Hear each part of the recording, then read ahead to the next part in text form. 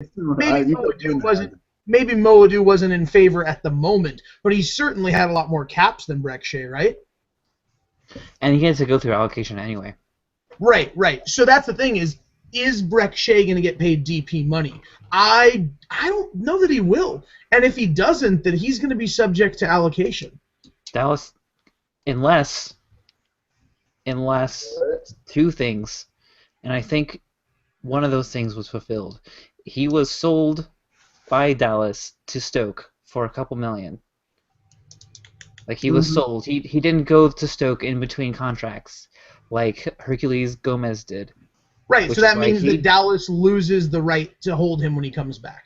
Right, so if Andy Nahara ever comes back to MLS, we don't get first dibs on him. I know that for a fact. And that's the reason why. Because it applies to homegrown players, too. Yeah, right. But that means they would normally go through the allocation process at that point. So unless Breck Shea becomes a DP or makes the argument that he's a national team player, then he's going to go through allocation. Or we're going to make up new rules, either way. No, I don't think he goes through allocation. I think he can... since he was sold, I don't think... That's what I'm saying. Since he was sold by Dallas, he doesn't have to go through allocation. No, he definitely... Because he was sold, he definitely has to go through allocation. We don't have free agents in this league. No. Okay, I promise... Oh, I promise. Yeah, okay. I'm going to side with Chris on this one. No, because Hercules Gomez... Kansas City has the rights to Hercules Gomez. And they're not giving up because Hercules Gomez, after his contract was over with Kansas City had first rights to negotiate his next contract. Correct.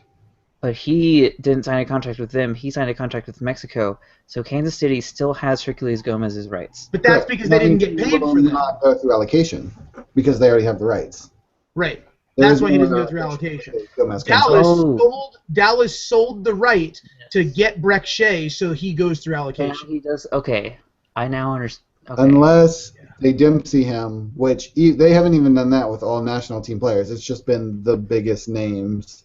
Well, no, because Moedu went through the allocation order because Philadelphia did the whole transfer by themselves, and there wasn't MLS help. I know any returning national player that's not signing a DP contract definitely goes through allocation. I know that for I promise that I know that. And so again, let's go ahead and start that one more time. He will go through allocation if he's not a DP. That having been said. So who's in the allocation order? Prepared, guys? Columbus is number 1. Oh, well. Did you know that, Chris? I did not know that. I knew we were near the top at this point. Yeah, you're at the top. That would also be near the top. I feel like that qualifies. Very close to the top. So when those national teamers start coming home after they win the World Cup, you get first dibs on the first one that wants to come home. I don't think Breck Shea is the one we want. Too bad. No, that's perfect. Just because they're in the allocation order doesn't mean they have to sign them. It means that they then, we can trade that pick. We Absolutely. Can trade Breck Shea. We have the power to trade one Breck Shea to another team. And so maybe that's where the Toronto and Dallas rumors come in. Maybe Columbus is already on the trading block, knowing that they're not going to want to pay him, knowing that he's not going to fit into their system as it sits right now, and we can trade him for Defoe. And they're and they're just talking to the teams that have showed the most interest. Can we talk about how we just had a discussion about the MLS rules that we actually came to a resolution about? I don't think we should talk about it because if we include that entire argument on this podcast, it's going to get weird. Like it wasn't already. Also, it means that we could be wrong. Just because we came to a resolution doesn't mean that we got there the right way. We're all agreed. There's only been one time when someone's pointed out that we're wrong. Ever in the history of /MLS. Except for those times that we pointed out that we were ourselves wrong. Right. That happened. Right. That one time was Aaron. Aaron corrected you, Pete, I think, about some guy. It was either you or Josh, about some guy who played for both Portland and Seattle, or something. Oh, I I wonder. wanted to open our next podcast with fake corrections about things we got wrong, but we didn't really get them wrong. I like that. I like that. I'm Guys, in into the that. last episode, we said that Jamaica was part of the United States. That was not correct. Anything else, guys? That's a pretty. Let's talk, while we're talking Break Shea, and we can just edit this in over top of whatever part of the conversation we had before. While we're talking about Break Shea, there's also a very real possibility he just plays somewhere else in Europe. It feels like that's his speed. It feels like that's the lifestyle he wants. Yeah, there's been some good arguments that he could fit in well in in the Netherlands or somewhere like that. I even see Break Shea picking, a lower division, lower league team over coming back to MLS. Just to stay in Europe. Just because that's the kind of guy he is, you're saying? He seems like the kind of guy that is going to enjoy his time in Europe, if that makes sense. He seems like the kind of guy who is over there both for the experience and for the European lifestyle. Hey guys, what's up? Go ahead, please.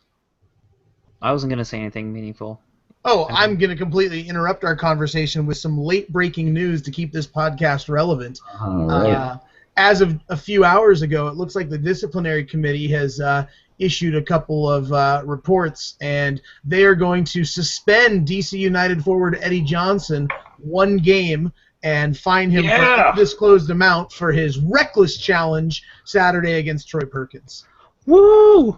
Ian, why are you excited about that? Because earlier this year, Clint Dempsey went on a 2-game suspension and then proceeded to score 30 goals in the next 4 games. So that's a statistical fact. Hashtag true facts. Yes. Also, the committee suspended Portland Timbers' Alvis Powell for an additional game since he earned the first on the red card for play that endangered the safety of Chad Barson, who I literally have never heard of. I'm not sure if that makes me a bad league fan, but that's not a name I'm comfortable with. We're going to kick you off /MLS next week. Sorry.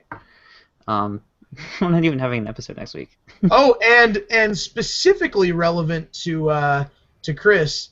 Chris, not only did that challenge have an additional game added, but the committee also determined that the crew violated the mass confrontation policy following the equalizer. What? And no Greg way. Greg Berhalter will receive fines, as it is their second infraction this year. That's fair. That's fair. Late breaking news. That's what we do here on /MLS. We're breaking it now, and you will hear it in a couple of days. You know what else I found on? Someone said, a legitimate magazine that has a lot of Twitter followers said, fears of a 0 points, 0 goals World Cup are very real. This is one of the weakest USA squads for some time. And I'm sorry, who said They're that? just trying to get clicks. They're just trying to make people at 442. Wow, 442 is not a unrespected magazine. They're trying to get clicks. No, that's clickbait for sure. That's clickbait. They have about 1,000 times more Twitter followers than we do. They're also crazy. awfully Eurocentric. So. Oh, are they just shitting on? I bet what they're doing is they're noticing the fact that we have more MLS players than we have had since 1998, and they're like, "Uh-oh, they're gonna suck." No, what they're doing is they're talking trash so that people go to their website to argue with them, and then they get a bunch of money from ads. That's what they're doing. That's dead on. I don't. Is that how the internet? I don't understand why people would do that. That's so mean. Speaking of that Alvis Powell challenge, did anybody see that? I did. Flipped, but I've never. It's rare that I have such a guttural reaction to a challenge. Whoa. He went in hard. And not only did he go in hard, but the rotation was like a solid 6 inches from a broken neck. Yeah, like a very slight less rotation of that body, and he's coming straight down on his neck and head. It was not great. No. Guys, it's been 2 hours since I logged on. I'm gonna have to shut it down pretty quick here. Let's give us a quick bold prediction. We still have to do the the interview intro. All right. Well, before we listen, do that's predictions. We're gonna go over to Iron Goalie right now. Iron Goalie, go ahead. Please use that. Please. Now we need an outro. All right, that was Iron Goalie. He loves those Bobcats. I don't know if we talked about it in the interview, guys, because we're doing it later. You can go ahead and assume that he did. All right. That was Iron Goalie. Thank you very much for coming by. Hopefully we'll see a lot more from him in the upcoming transfer seasons. I guess we'll see what happens there. Guys, let's make some bold predictions. I have one, but I don't want to go first. All right. My bold prediction is that Ian's bold prediction will have something to do with Eddie Johnson's suspension. I don't know how bold that is. All right, so my bold prediction is that...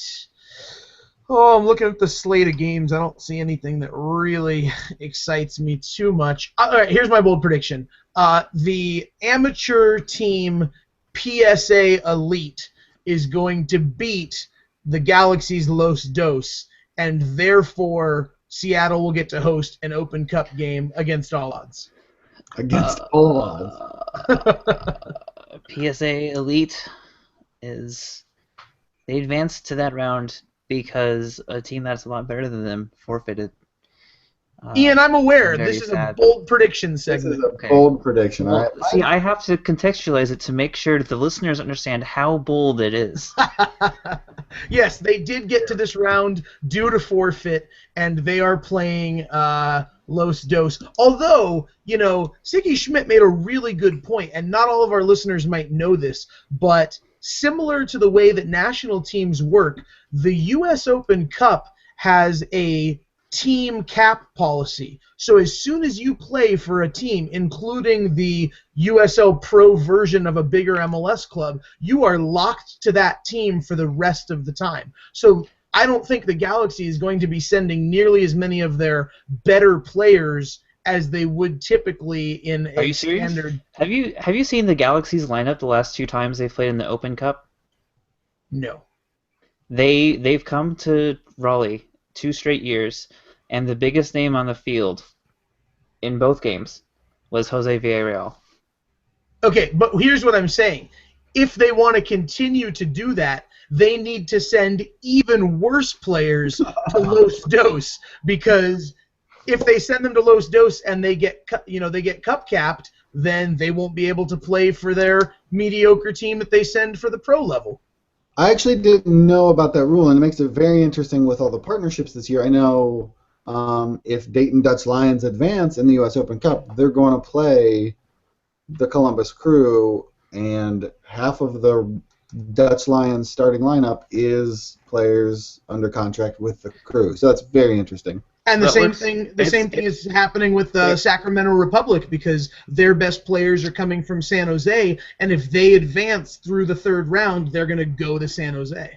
So we had 2 exact examples of this last year. Orlando City played SKC, Right. and SKC held out all of their loaned players to Orlando City, and Orlando City beat them anyway. Right, right. DC played Richmond, and DC had... Richmond's goalie was Andrew Dykstra, who's our backup goalie right now, plus a couple of other players. We let them play for Richmond, and we beat them. So basically, if you don't let your loanees play for the team that they are at, then you're going to get karma fucked. It's official. Yeah. I feel like we need to get that hashtag trending. Karma fucked. Hashtag karma fucked. I'm going to go my bold prediction of the week. I'm going to go. I don't usually do this because I'm not usually a doom and gloom kind of guy, but I'm going to go against Columbus, and my bold prediction will be Chicago gets a 3rd win in a row. On the road. On the road in Columbus. Wow, that is I'm not going to have a back line. See, Josh made the bold prediction last week that Chicago was going to beat Kansas City.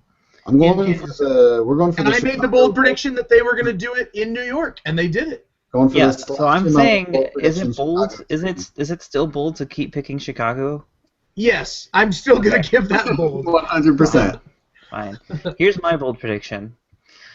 America only beats Azerbaijan by 2 goals, and everyone flips the fuck out.